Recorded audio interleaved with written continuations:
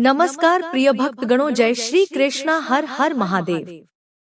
प्रिय भक्तों, यह हरतालिका तीज की व्रत कथा शिवजी ने ही मां पार्वती को सुनाई थी। शिव भगवान ने इस पौराणिक कथा में मां पार्वती को उनका पिछला जन्म याद दिलाया था। प्रिय भक्तगणों, कथा शुरू करने से पहले आप सभी श्री गणेश जी का और गौरी शंकर भगवान का मन में स्मरण करते हुए इस कथा को ध्यान से पूरा अंत तक जरूर सुने, क्योंकि कहते हैं कि कोई भी कथा को आधा अधूरा नहीं सुना जाता है। तो चलिए कथा शुरू करते हैं। एक बार की बात है, जब परम पावन भूमि श्री कैलाश पर्वत पर विशाल वट वृक्ष के नीचे भगवान शिव और पार्वती सभी गणों सहित बाघंबर पर विराजमान थे।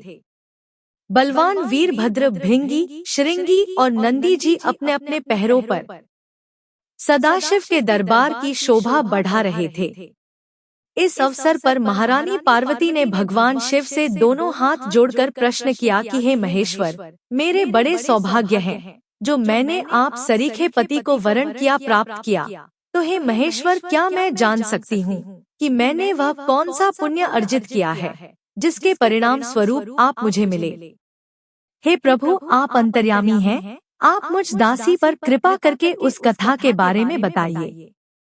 महारानी पार्वती की ऐसी प्रार्थना सुनने पर शंकर जी बोले, तुमने अति उत्तम पुण्य का संग्रह किया था जिससे मुझे प्राप्त किया है। वह अति गुप्त व्रत है, लेकिन मैं तुम्हें उसके बारे में बताता हूँ।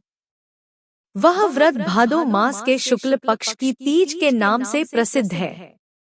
यह व्रत ऐसा है जैसे तारों में चंद्रमा, नवग्रहों में सूर्य, वर्णों में ब्राह्मण, देवताओं में गंगा, पुराणों में महाभारत, वेदों में साम, इंद्रियों में मन होता है, वैसे ही इतना श्रेष्ठ है यह व्रत। महादेव जी ने बताया कि जो तीज हस्त नक्षत्र के दिन पड़े तो वह बहुत पुण्यदायक मानी जाती है। तब ऐसा सुनकर पार्वती जी ने कहा कि मैंने कब और कैसे तीज व्रत किया था, विस्तार से सुनने की इच्छा है।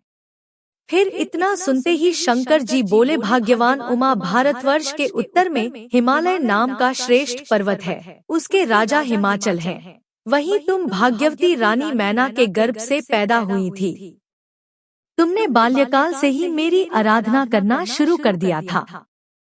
कुछ उम्र बढ़ने पर तुमने सहेली के साथ जाकर हिमालय की गुफाओं में मुझे पाने के लिए तप किया। तुमने गर्मी के मौसम में बाहर चट्टानों में आसन लगाकर तप किया, बारिश में बाहर पानी में तप किया, सर्दी में पानी में खड़े होकर मेरे ध्यान में लगी रही। तुमने इस दौरान वायु पीकर जीवन बिताया, पेड़ों के सूखे पत्ते खाए और तुम्हारा शरीर एकदम क्षीण कमजोर हो गया। ऐसी हालत देखकर महाराज हिमाचल को बहुत चिंता हुई। वे तुम्हारे विवाह के लिए चिंता करने लगे। तब इसी मौके पर नारद देव आए। राजा ने उनका स्वागत किया और उनके आने का कारण पूछा। तब नारद जी ने कहा, सुनो राजन, मैं भगवान विष्णु की तरफ से आया हूँ। मैं चाहता हूँ कि आपकी सुंदर कन्या को योग्य वर प्राप्त हो, तो इसलिए बैकुंठ निवासी भगवान विष्णु ने आपकी कन्या का वरण स्वीकार किया है। क्या आपको यह स्वीकार है? राजा हिमांचल ने कहा, महाराज, मेरा सौभाग्य है जो मेरी कन्या को विष्णु जी ने स्वीकार किया और मैं अवश्य ही उन्हें अपनी कन्या उमा का कन्यादान करूंगा। यह सुनिश्चित हो जाने पर नारद जी वैकुंठ चले गए और भगवान विष्णु से उनका विवाह पूर्ण होने का हाल सुनाया। अब इधर यह बातें सुनकर उमा, तुम्हें बहुत दुख हुआ और तुम अपनी सखी के पास पहुंचकर विलाप करने लगी।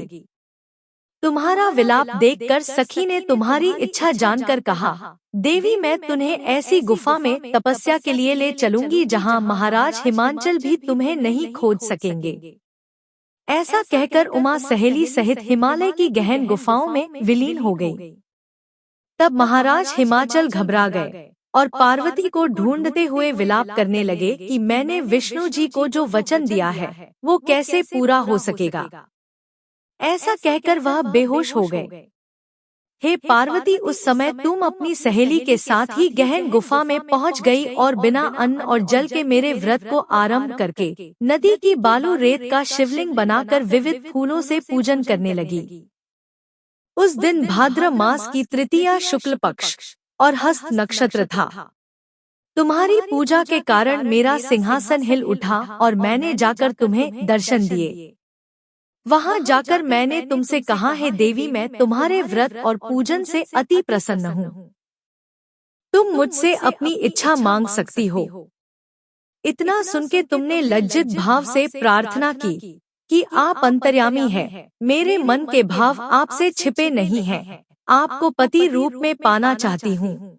तब इतना सुनकर भगवान शिव एवं स्तु कहकर तुम्हें तुम्हारा इच्छित पूर्ण वरदान देकर वहां से अंतर्ध्यान हो गए।